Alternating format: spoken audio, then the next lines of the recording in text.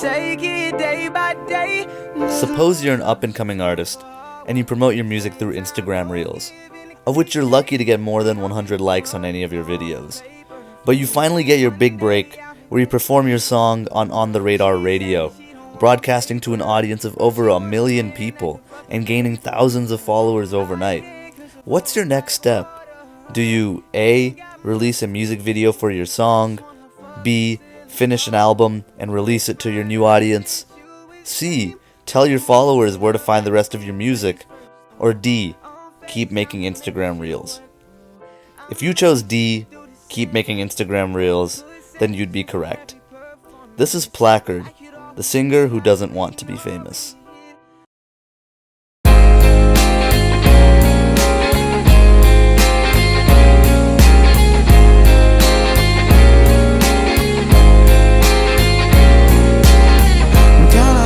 I want to start this video off by saying this is not a hate video. I love Placard. Like, I always listen to his music. Literally today, all I did was listen to his music on shuffle. And I share his music with my friends because I genuinely want him to blow up and succeed. Like, he's so talented and so versatile. Literally every song that I use in this video is a Placard song.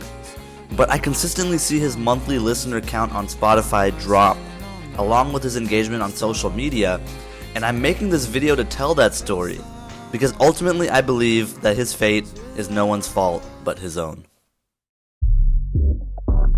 So my introduction to Placard, along with many other fans, was the song you just heard in the intro, called Ivy League Bound.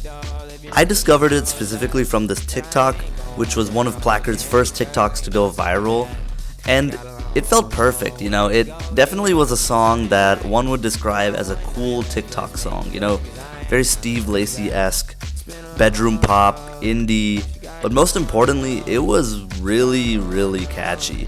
It sounded like a song that would make your career take off if you played your cards right. Here, have a listen. I'm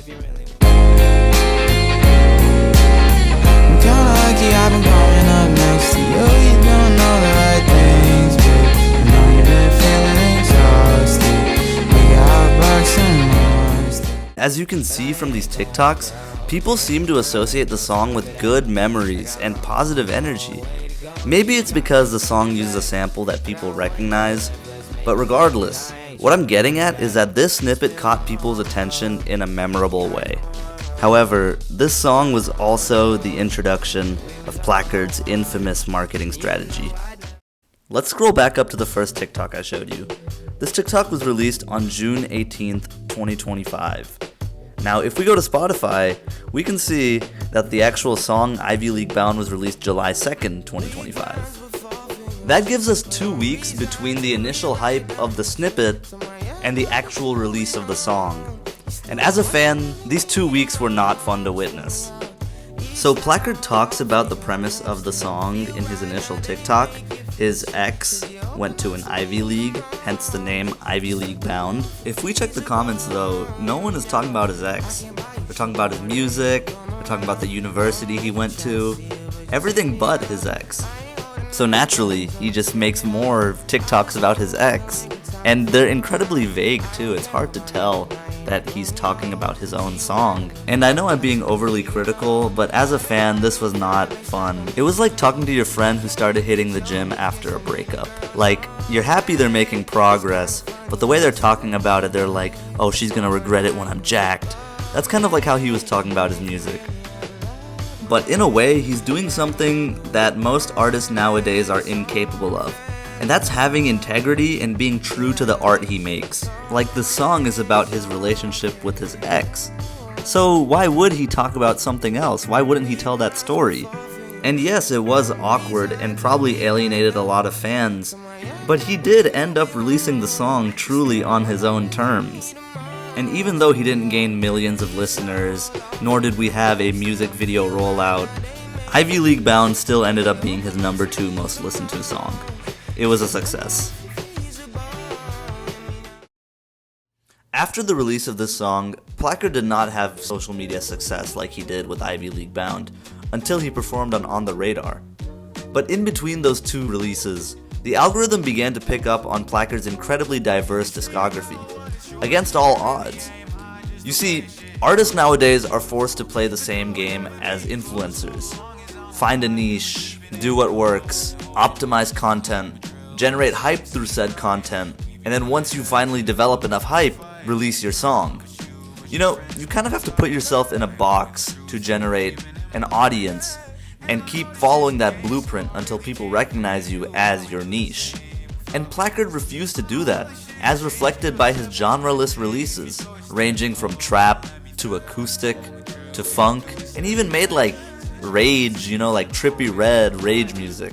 In fact, he even released a Christmas song, but that was after the On the Radar performance. What I'm getting at though, is that this is incredibly refreshing for an industry that tells you to do one thing and stick with it. And even though his content became even more unclear and more vague, I was excited to see what new 15-second snippet I'd hear on his TikTok or Instagram. Every post was like accidentally discovering a hidden gem, and he was really letting the music speak for itself, which is incredibly rare, especially among brown artists. One of the main reasons why I was so hyped up on Placard, as well as many other fans, is because he's brown, and I'm brown. But brown artists come from a culture of toxic productivity, where success matters more than the substance of your art. As a result, a lot of brown artists become, in my opinion, incredibly boring, because oftentimes their niche and identity becomes being South Asian, so they're forced to represent their culture. And when you tie this in with optimization for the algorithm, you get an incredibly diluted, monolithic representation of a culture people know very little about, because it's easy to market it that way. Placard definitely acknowledges being South Asian, but his music is entirely independent of that. As a result, he gets to make good music without bearing the responsibility of representation. Regardless, I still wanted to see him succeed, so when he performed on the Radar and finally went viral again, I thought there was no way he would fumble it this time.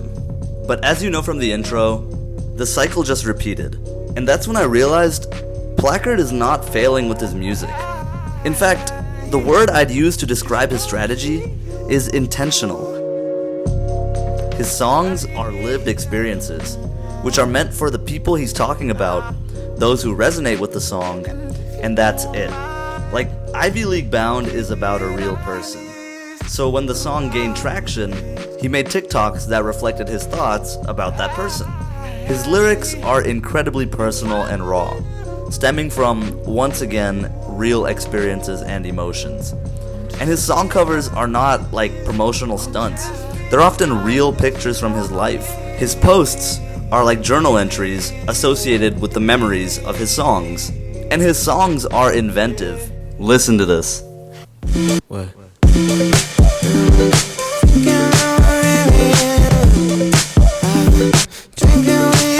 Even his songs that start off boring become experimental by the end. And when Spotify autoplays some generic TikTok artist after Placard, the drop in creativity is jarring. That to me is why Placard doesn't want to be famous. And I really do believe this. Like, no one would have the Spotify bio if they cared about their fame. By hiding from the limelight, Placard gets to maintain artistic freedom, free from the algorithm, free from sample copyright, and even free from critics.